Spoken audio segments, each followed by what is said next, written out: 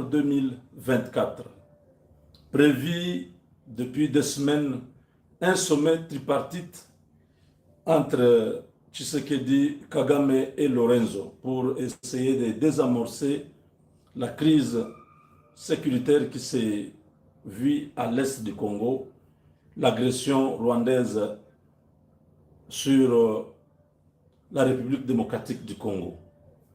Une guerre qui a aujourd'hui presque 3 ans. Les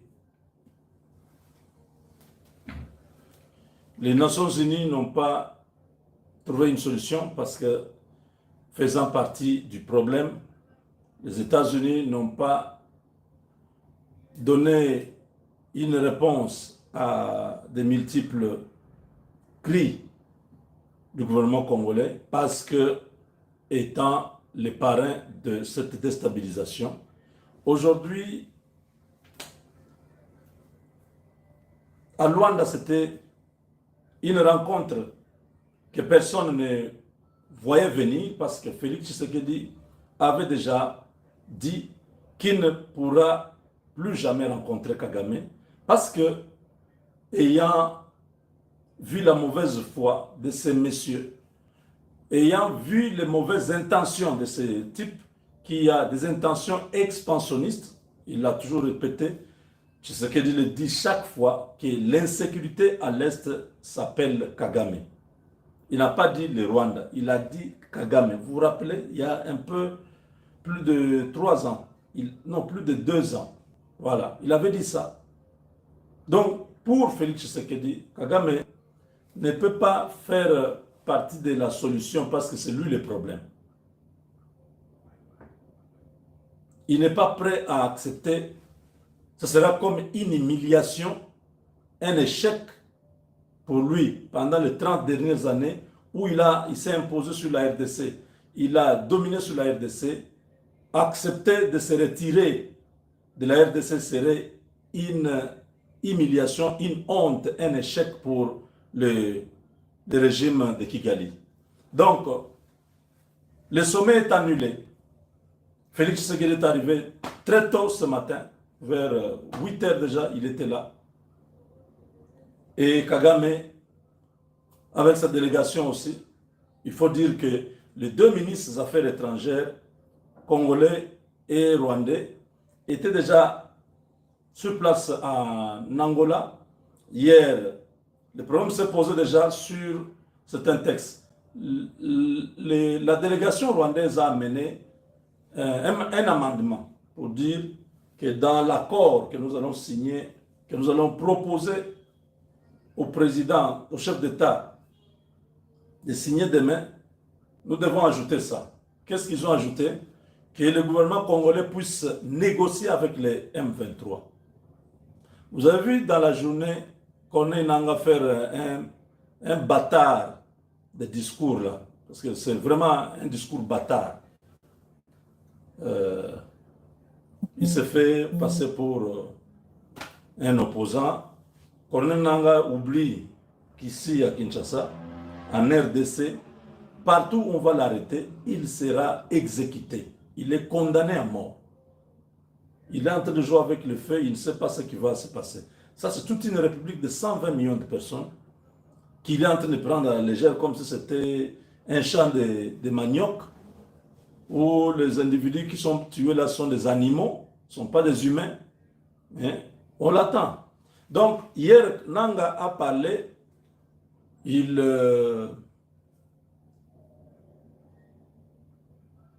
voulait montrer qu'ils étaient disposés, ils étaient ouverts. Et le discours de Nangaa, on a retrouvé ça dans les exigences du Rwanda, hier, en Angola. Tout est parti de là. Je dis non, on ne s'est pas entendu comme ça. Il y a eu déjà 6 rencontres. Ça, c'est la 7e fois que les 2 ministres se retrouvent. On n'a jamais évoqué ça. Le problème, c'est entre le Rwanda et la RDC. Pas avec les M23. M23 sont des supplétifs. C'est vous. Si vous vous retirez, M23 ne sera pas là. On ne peut pas aller négocier avec les M23. Et ce matin, le décor était déjà planté. La délégation rwandaise a refusé de, de participer à une rencontre qui était prévue avant que les deux chefs puissent se rencontrer. Donc, encore une fois, le Rwanda Kagame n'a pas changé.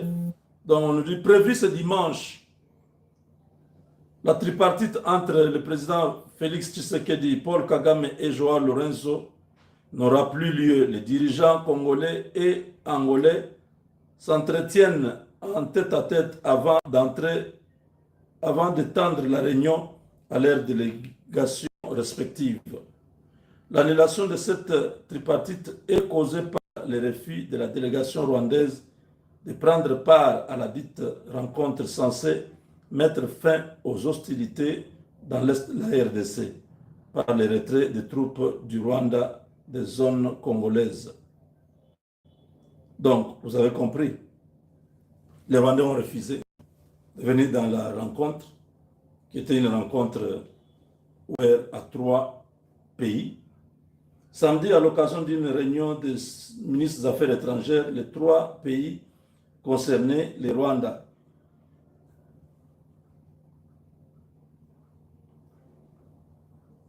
avait conditionné la signature de l'accord par l'organisation d'un dialogue direct entre la RDC et les terroristes du M23, une offre rejetée par la partie congolaise.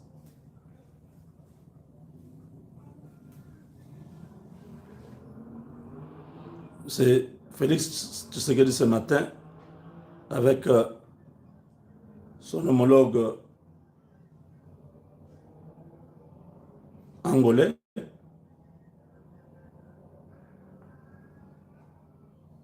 donc Kagame ne s'est pas présenté.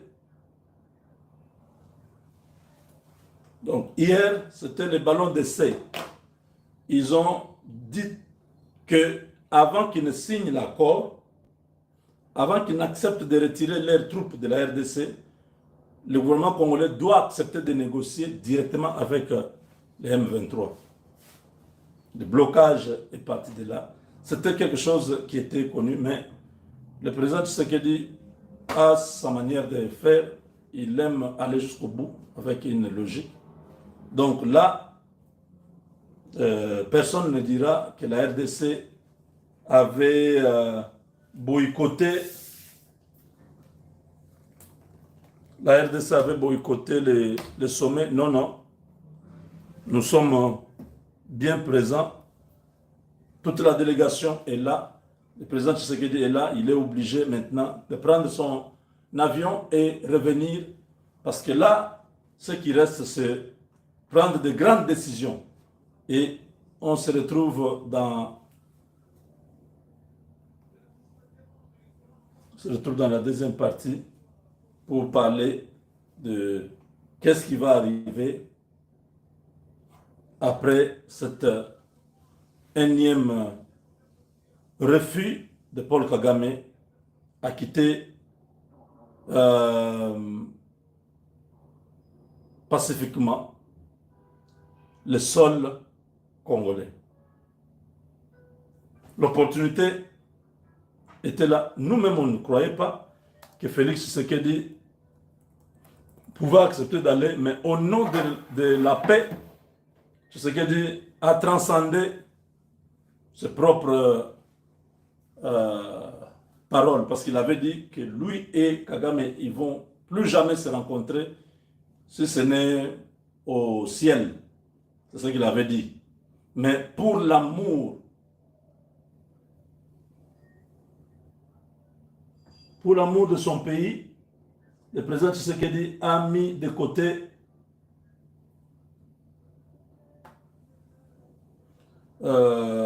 ses propres décisions pour dire bon, ça va. Parce qu'il s'agit de mon pays, de la RDC, je vais aller. Il est parti à Luanda. Voilà. Pour quel résultat?